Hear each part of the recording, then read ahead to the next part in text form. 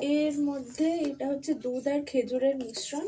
এর মধ্যে এই ছাঁচে পিঠেগুলো দিয়ে দেওয়া হয়েছে। ছাঁচে পিঠের আরো একটা নাম আছে যেটা মা ভুলে গিয়েছে, আমিও জানি না, তোমরা জানলে বলো তো ছাঁচে পিঠের অন্য কি নাম আছে।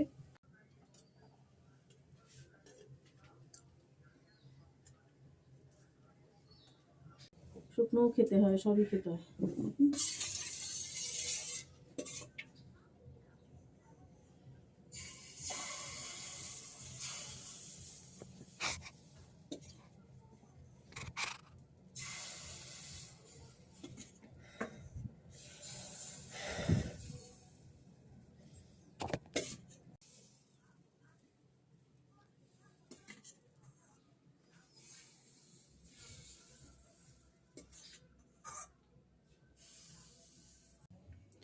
দেখো এই ছাঁচে পিঠে আবার দুধ আর গুড় জাল দিয়ে, খেজুরের গুড় জাল দিয়ে তার ভিতরে দিয়েছি।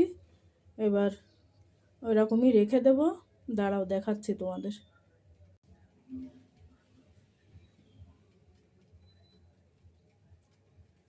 তোমাদের ব্যাক ক্যামেরা করে দেখাচ্ছি।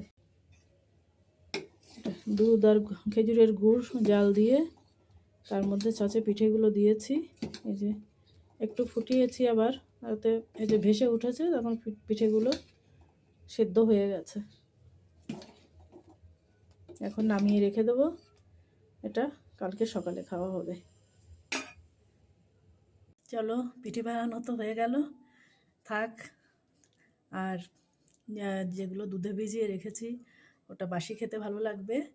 আর কিছু শুকনো রেখেছি, আমাদের বাড়ির কর্তামশাই শুকনো খেতে পছন্দ করেন।